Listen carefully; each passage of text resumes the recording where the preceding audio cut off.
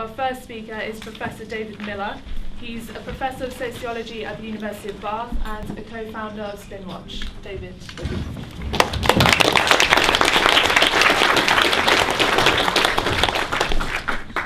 Right, so I'm on my way here I've come from France today, and on my way here we've been involved in a story which is just breaking, which we've just published, and which is to be seen there. Which has been written by one of Spinwatch's researchers called Hilary Aked, who's a fantastic researcher who discovered just the other day this guy on television, Jonathan Sakarote, who's been on BBC News 4 or 5 times in the last couple of days defending Israel's actions in Gaza. And she saw this, and she was outraged at what she'd heard, but she already knew who he was, because we'd already noticed who he was on our website.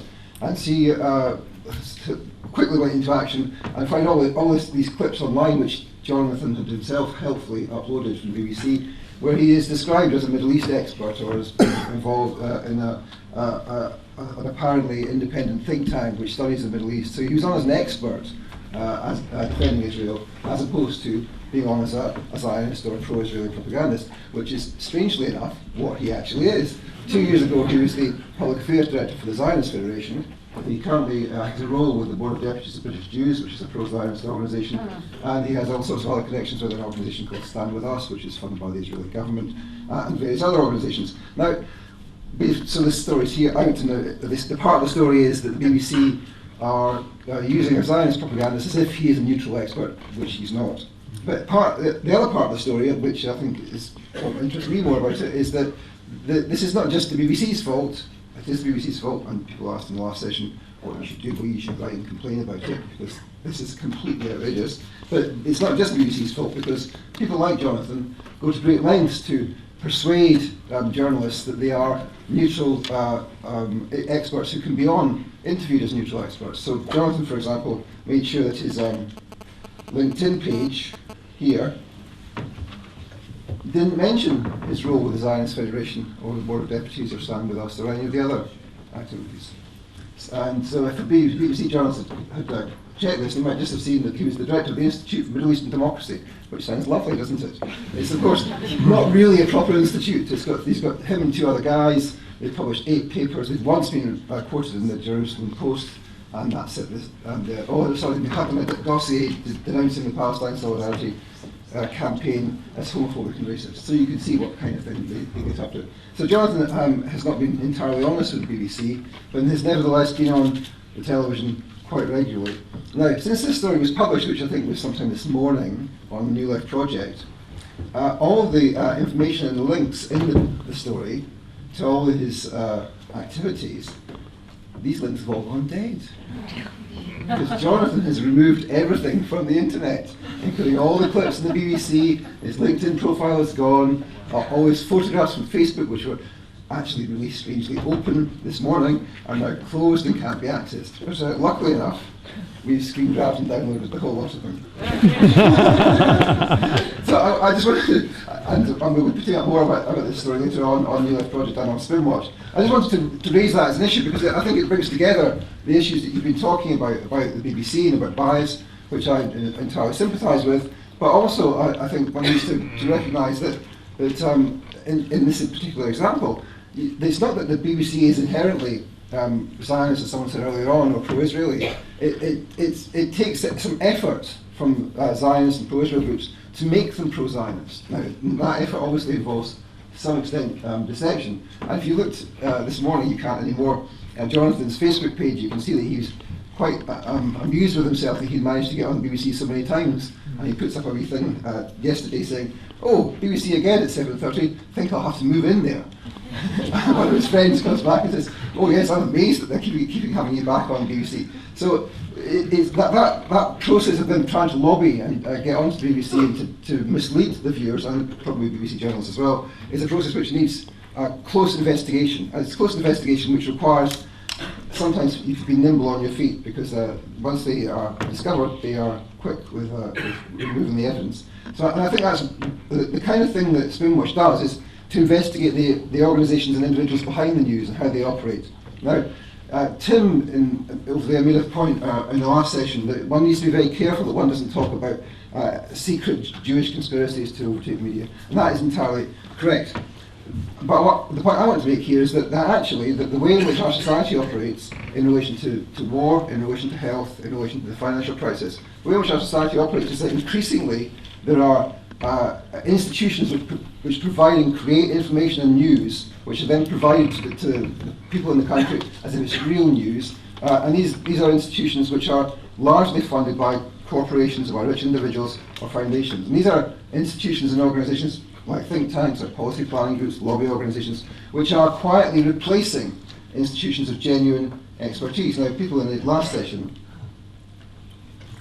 they complained about academia and academics. I noticed Rizwan complained about academics as well. Bad man. And he's quite right, and to complain about academics, and to, especially the orientation of academics towards the state. I started at the University of Bath, it's a small story, started at the University of Bath some 9 months ago, and I was at a research event within two months of starting in this hotel, and I walked up to the bar, and the guy there from one of the other departments there, and within 5 minutes of me starting to talk to him, he told me about the 6 months he'd spent on secondment at MI5 recently. I tried to keep my job. Do you really know who you're talking to? So that's one example, but there is systematic orientation of academics towards the state. But my point really is a broader one, which is that actually academia, for all its faults, is a place where real research can be done and facts can be found out. If academia and genuine institutions of expertise are replaced by fake institutions of expertise like think tanks or lobby groups, then we will be in a much worse place than we already are. An example like the current example of Sacerdote is one example, who comes from the kind of far right end of Zionism, but there are lots more which are more respectable, which are in the mainstream of conservatism, and I point you towards this report we did last year on the Centre for Social Cohesion Policy Exchange, two quite reasonably mainstream conservative think tanks, regarded not with the same disdain and disgust as we would regard the English Defence League or some of the counter-jihad or anti-Islamic activities taking place across the European continent. But these are organisations which are funded by large corporations, by rich foundations, by rich individuals, and their function is to populate the information environment in our society with information which makes it look like there's a real threat from Islam, and it's not just a threat of terrorism, which Rizwan was talking about a minute ago, but it's a threat of actually overtaking our culture. And so that in the stuff that these people produce, there's the notion that we will be outbred by Muslims by 2050, that actually Sharia law is already progressing through the local councils, local communities throughout the UK, and that there's a genuine threat against what is it they call it? Western values. I love it when Michael Gove talks about Western values, and one remembers what Western values mean in Iraq and Afghanistan as people die without being seen. These think tanks are there to populate the information environment, to make it seem as if there is a genuine threat from Islam, that it is Islam and not people who are engaged in political violence or terrorism, which is a threat. And it allows and conditions the public policy arena to take more and more harsh decisions. It doesn't necessarily convince us or the public more generally, but it allows people in positions of power to engage in more and more interventions on civil liberties, to keep students under surveillance, to ensure that people can get put away into prison, as Rizwan nearly did, for having done nothing more than going on to the internet and trying to find the truth about how the world is operating. So I want to suggest to you that when we talk about Gaza, or we talk about the interventions in Libya, when we talk about a war all around the world, that it's not just the media we should look at, we should also look at those organisations and individuals which are there trying to manage the policy process behind the scenes.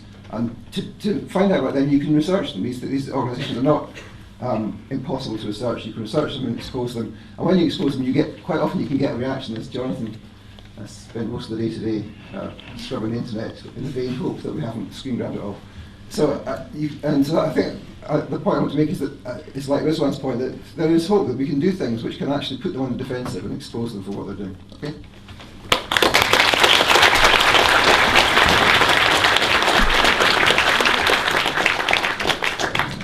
It doesn't need privatised, which is what the Tories want to do with it, of course. It needs root and branch reforms that are responsive to the people of this country, which is what it's supposed to do. Its function is supposed to be there to tell the truth, to inform and educate people, and it is legally obliged to report the news in a way which is balanced. And that issues with what balance might mean, but it doesn't live up to that guidance.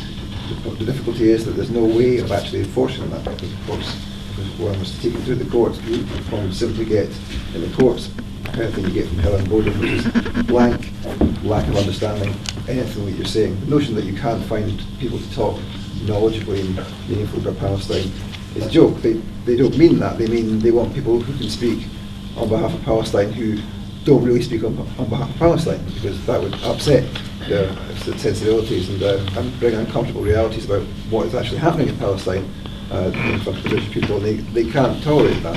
I remember at the time of 15th February 2003, when there were 1 million, 2 million people on the streets. I was in Glasgow with the massive demonstration there on the same day to greet Tony Blair's speech at the Labour Party conference. And at that stage it was becoming apparent that the BBC thought there was something serious going on in the country.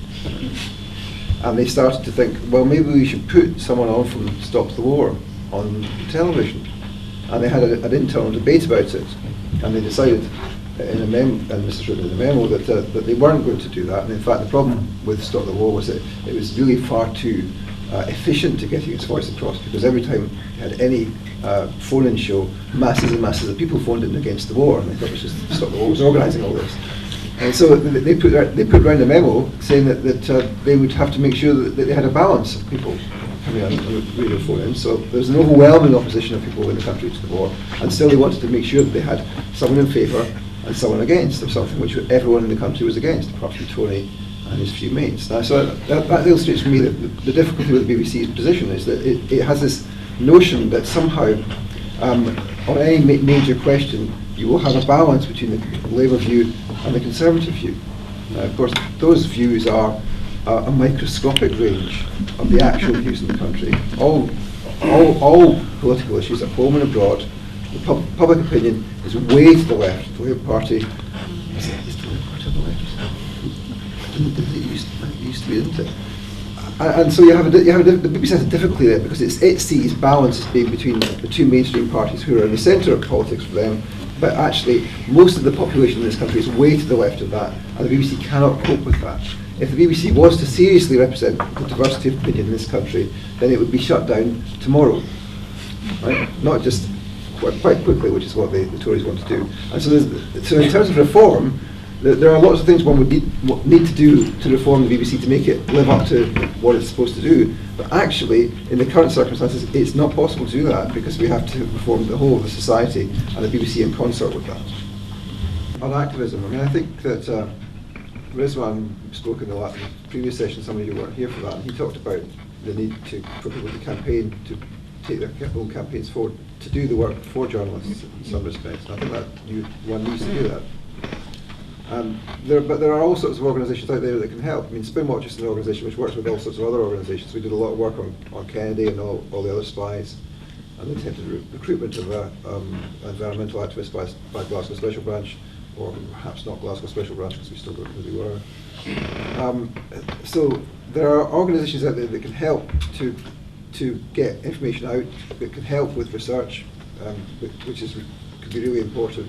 But I think the most important thing is that we don't imagine this is just about finding information out which will miraculously change the world. It's not information which changes the world, it's struggle which changes the world. So people engage in struggle to alter how things operate. And I mean that not just in the sense of struggle with information. I mean that when they put in place their drones or their war in Iraq, or when they organise to abolish and undermine the National Health Service, they don't do it just in an abstract way and by argument. They do it by actually putting in place the mechanisms which can undermine and, for example, privatise the NHS.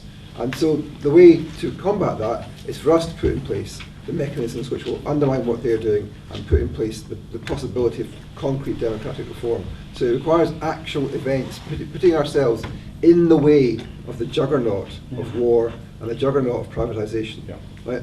Actually, with our bodies and our minds in the way. And that's what does it, not argument, not information. You need argument and information for that, but we've got to get in the way and stop their activities. Very good.